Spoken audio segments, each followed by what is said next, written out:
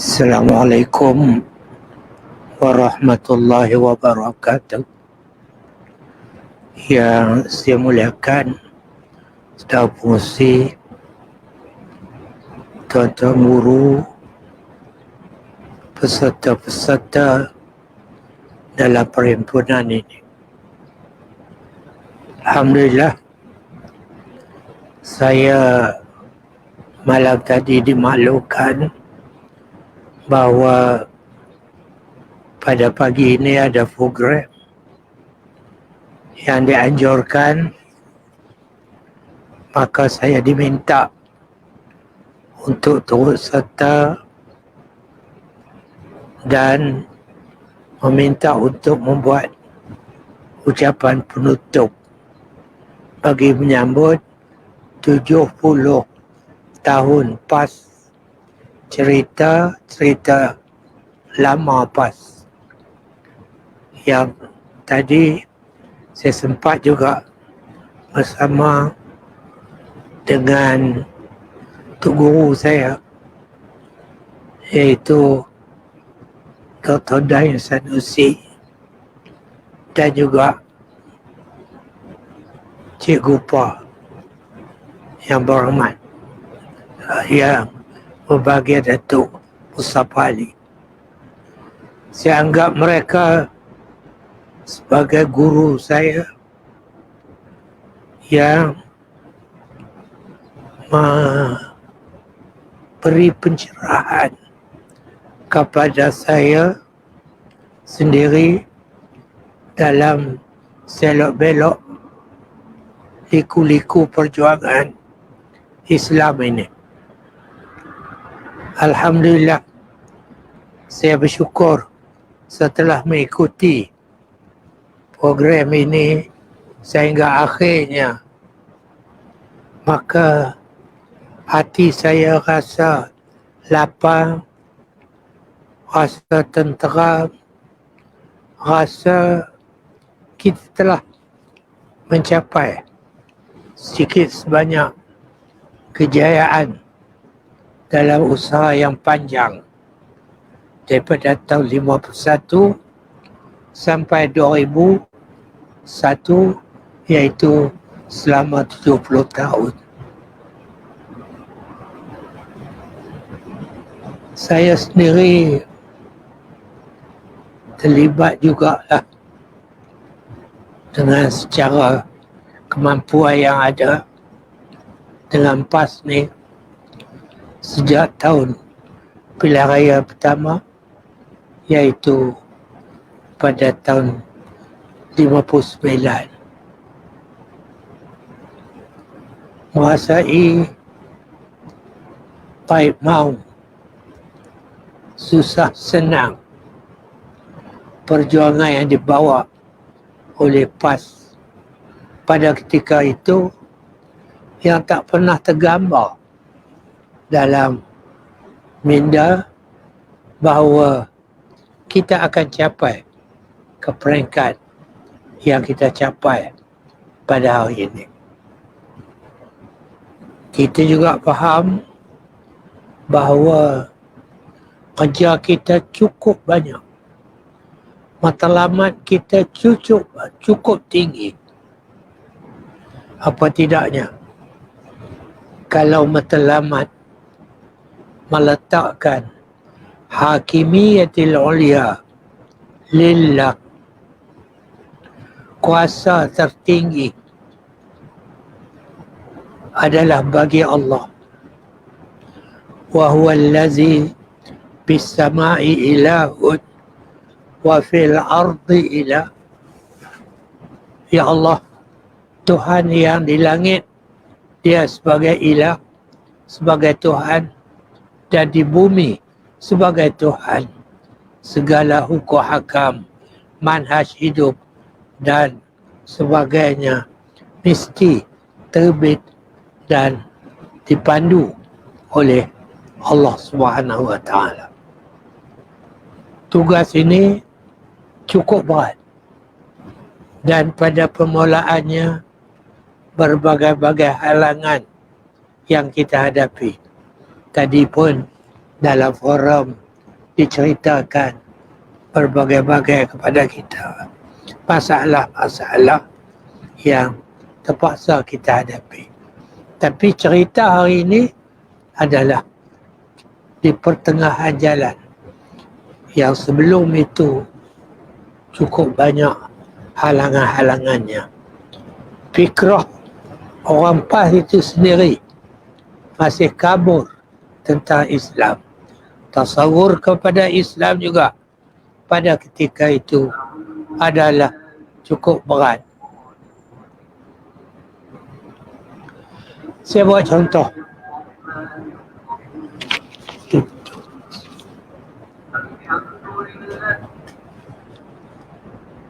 Sebagai contoh, pada tahun 63, Tuan Guru Tuan Haji Suhrawa telah dikurniakan kepadanya untuk PAS 10 beasiswa untuk melanjutkan pengajian dan pelajaran di Iraq. Dan beasiswa ini dikurniakan kepada PAS untuk PAS pilih. Yang pemilihnya adalah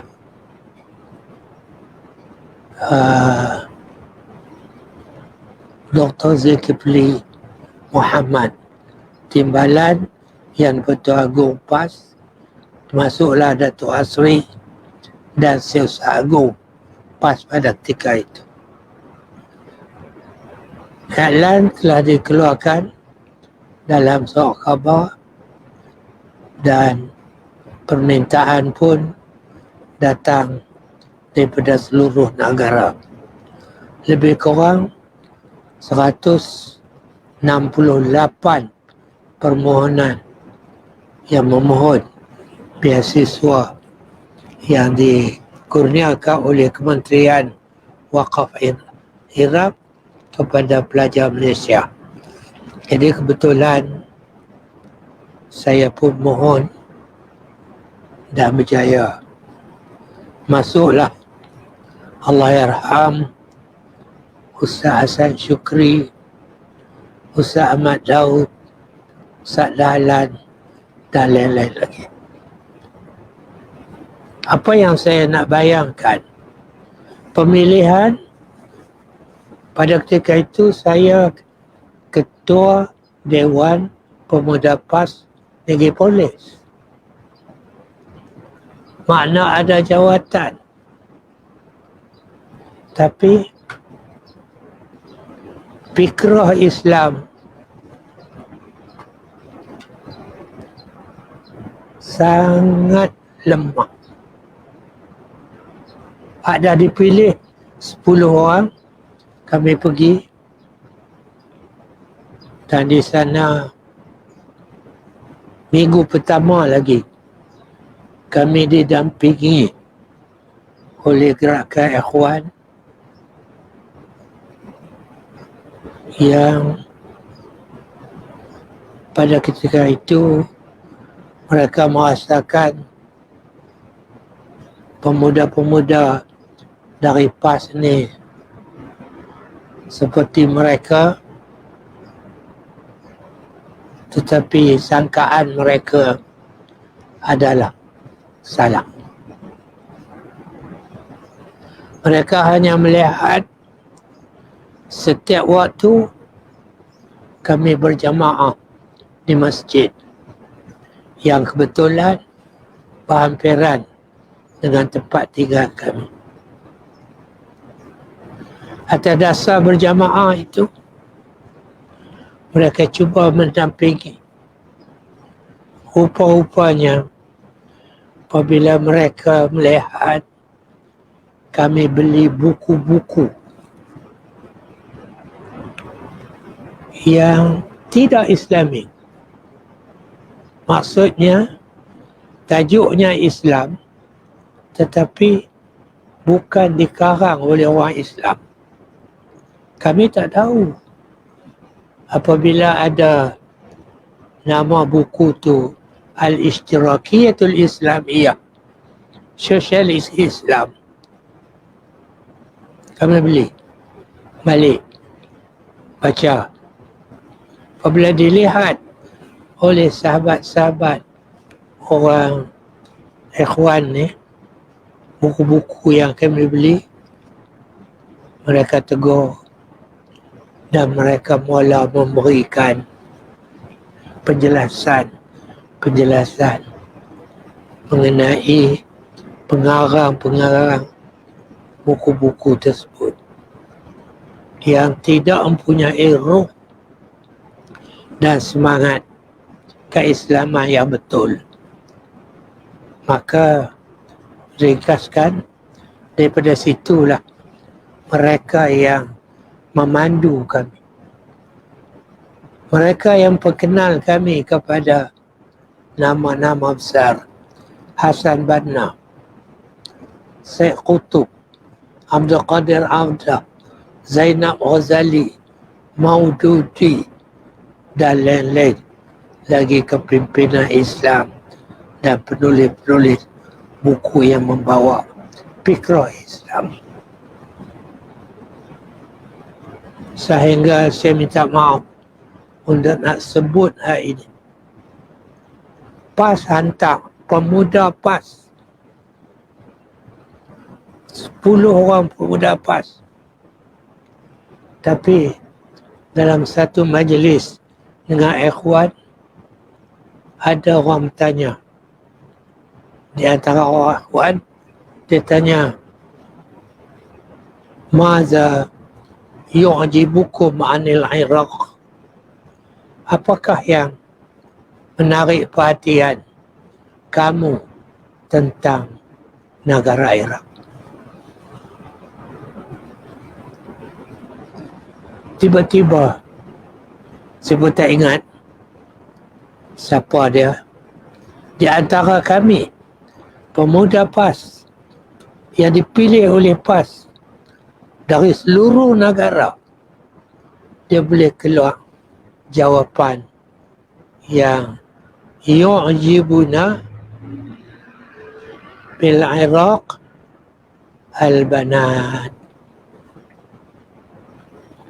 Yang menarik perhatian kami di Iraq ni, gadis-gadisnya yang cantik. Siapa jawab soalan itu? Pemuda. Pemuda yang dipilih bukan oleh parti lain, parti PAS pada ketika itu. Boleh pergi jawab soalan yang sangat memalukan. Terkejut. Kumpulan ikhwan rasa terkejut dengan jawapan yang kita beri. Latar belakang kita datang daripada sebuah parti. Ingat, itu tahun awal 64. Lebih kurang 13 tahun PAS ditubuhkan. Yang duk berjuang dalam PAS ni, itulah bunyinya. Tak mempunyai fikrah. Maka kerana itu mereka menganjurkan usrah di kalangan pelajar 10 orang ni tiap-tiap minggu dengan menghantarkan seorang naqib yang sekarang ni pun naqib masih ada tapi uzur. Umur dia 83 tahun. Ada di Malaysia.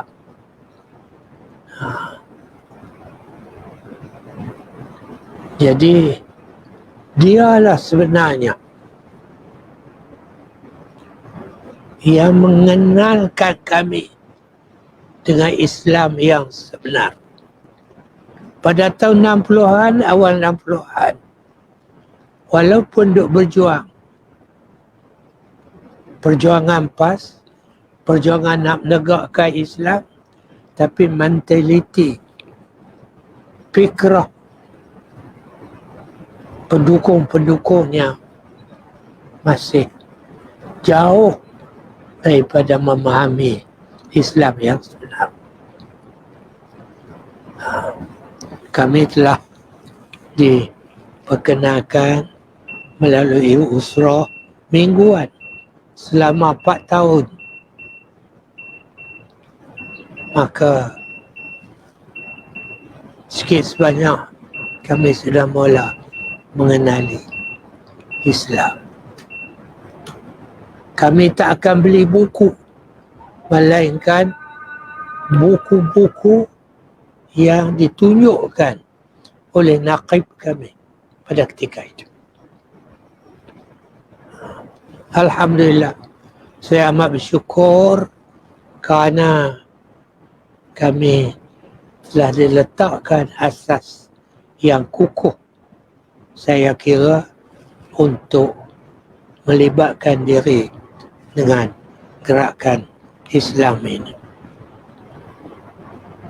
Pernah disebut la nadda'il ismah, kita tidak mengatakan kita maksum, bersih daripada segala dosa, walakin ghairuna kadzalika ghairu maksum, orang lain daripada kita pun tidak maksum.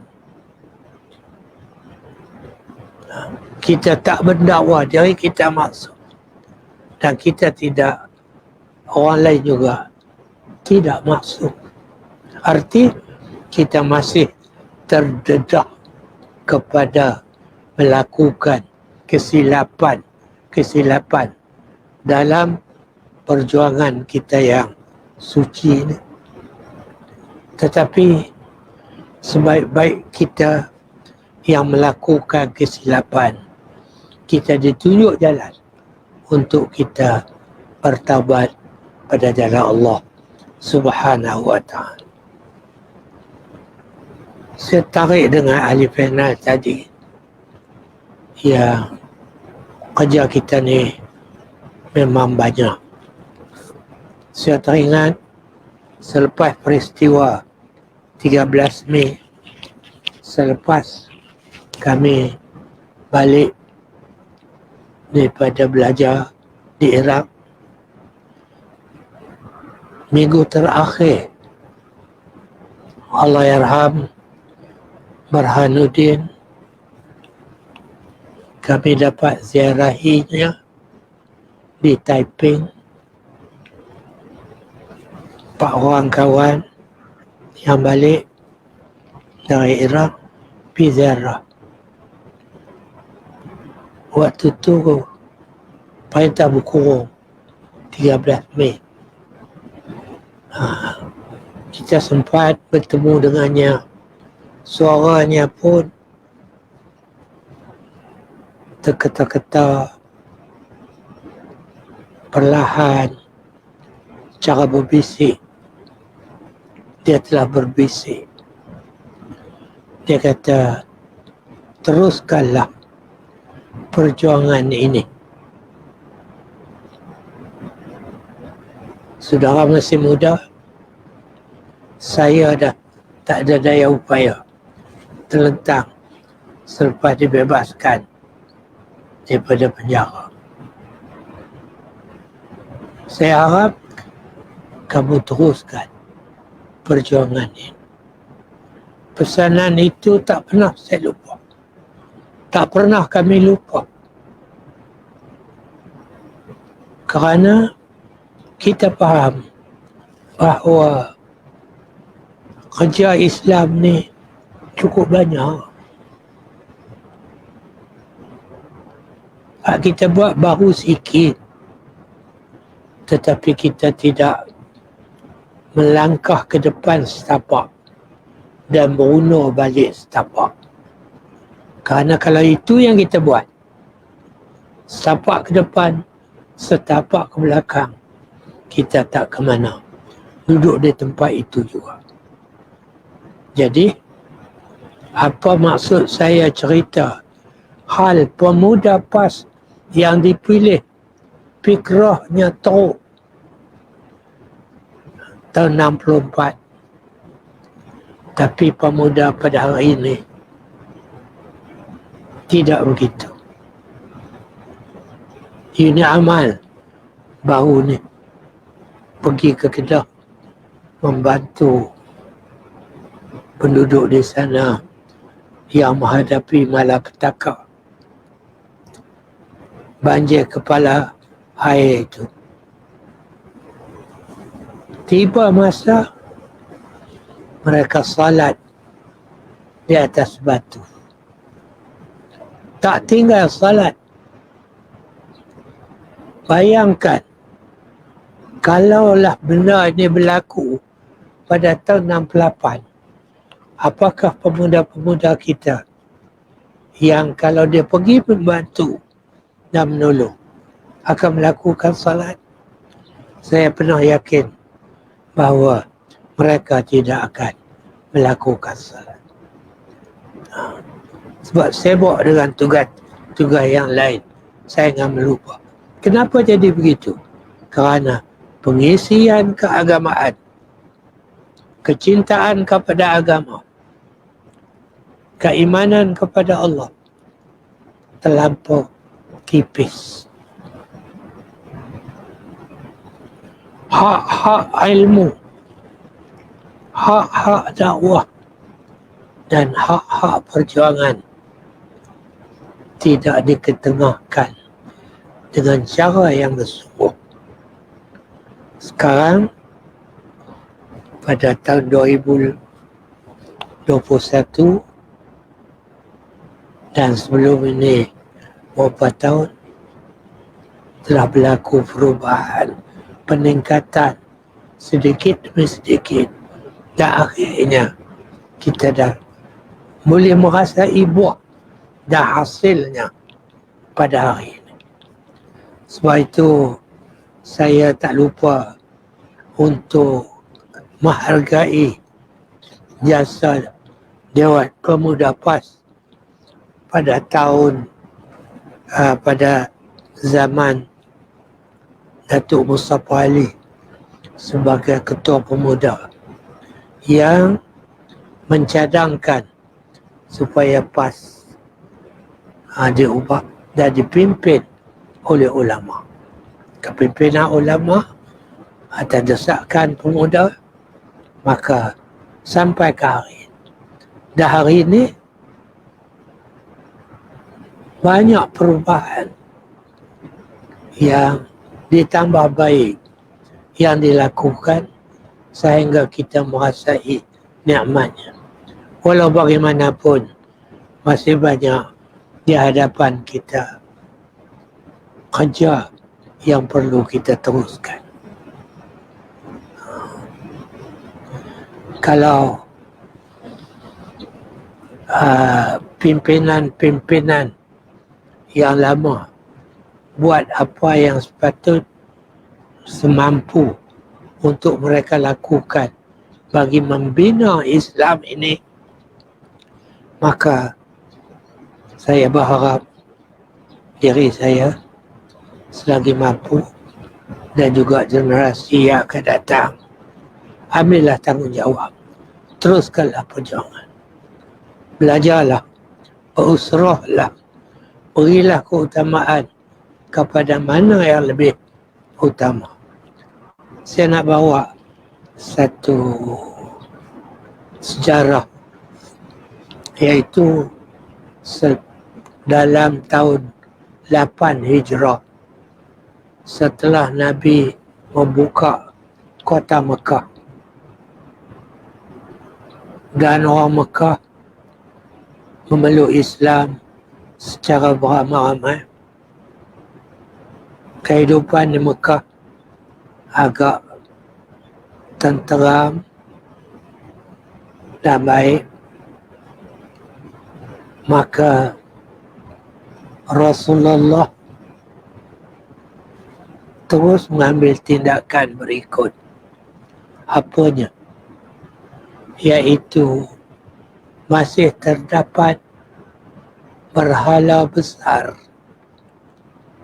yang dikenali dengan Al-Uzza yang diawasi, dijaga oleh Bani Syaiban. Maka sudah tentulah kerajaan Tauhid yang ada di Mekah tidak sealiran dengan penyembahan berhala yang ada sekeliling Mekah. Dihantarnya Khalid bin Al-Walid mengapalai 30 orang penunggang kuda tentera untuk pergi meruntuhkan berhala itu. Khalid terus pergi dan menghancurkan berhala Al-Uzza yang besar itu, dan dia pun balik melaporkan kepada Rasulullah. Rasulullah tanya dia, setelah kamu menghancurkan berhala, apakah kamu nampak sesuatu? Oleh kata tak ada apa. Pergi balik ke kawasan itu. Kamu belum lagi selesai menghancurkan berhala.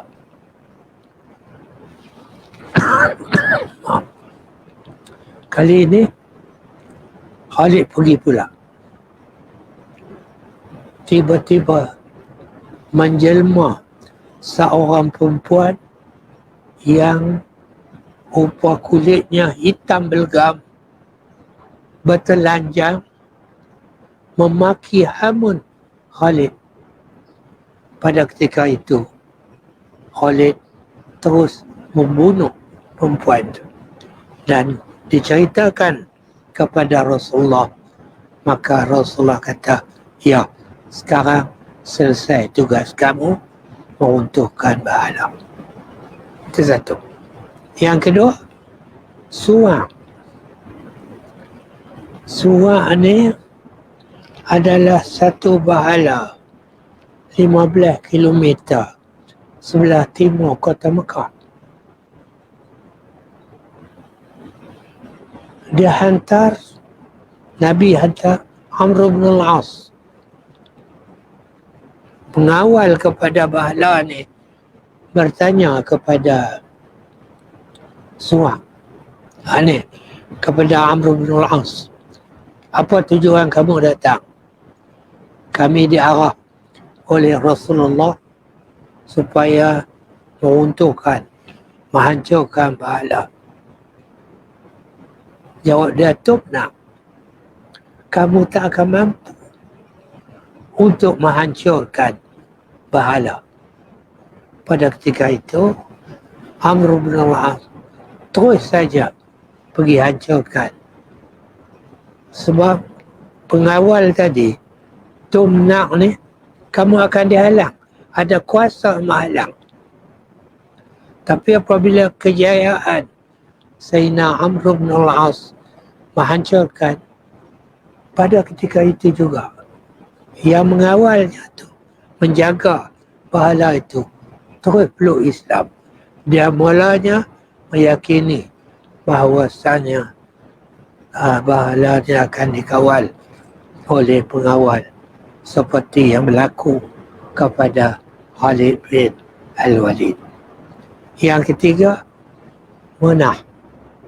Di sini dia letak di Musyallal. Apabila dia dihantar Sa'ad bin Zaid al-Ash'ali, Nabi hantar. Itu juga dia tanya, Apa tujuan kamu?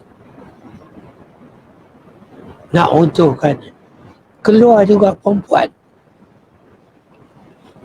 hitam bertelanjang maki Hamun Sa'ad dan Sa'ad bunuh.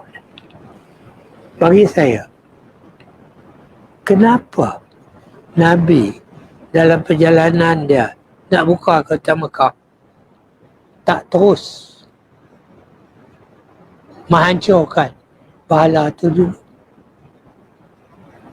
tapi dia terus masuk Mekah dan bahala-bahala kecil yang ada di Mekah dihancurkan dan diletak syarat-syarat bagi penduduk Mekah yang perlu Islam, yang ingin berdamai, diterima.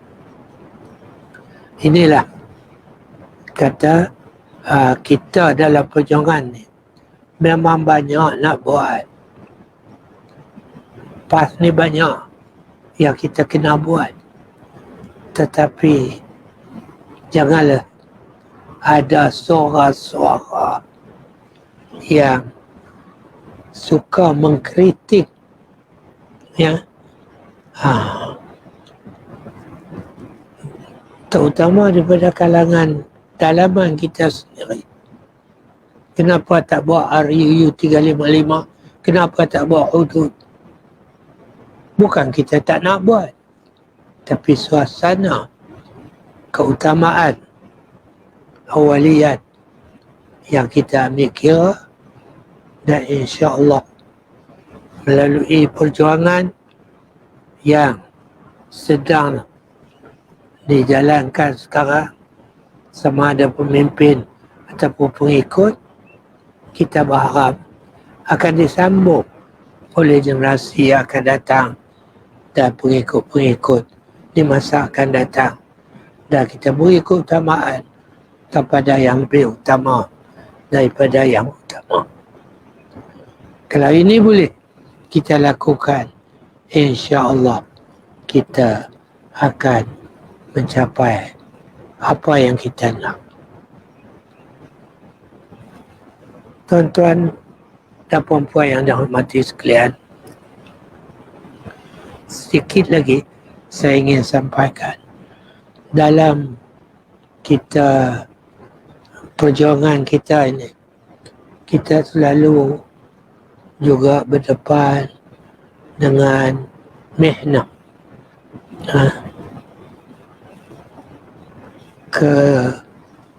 kegagalan, tak boleh buat tu, paksa berhenti dan sebagainya.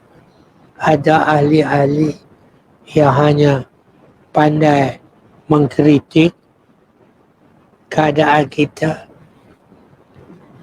Dia buat bandingan dengan apa yang dibuat oleh sahabat, maka maafkanlah kita kerana bi'ah,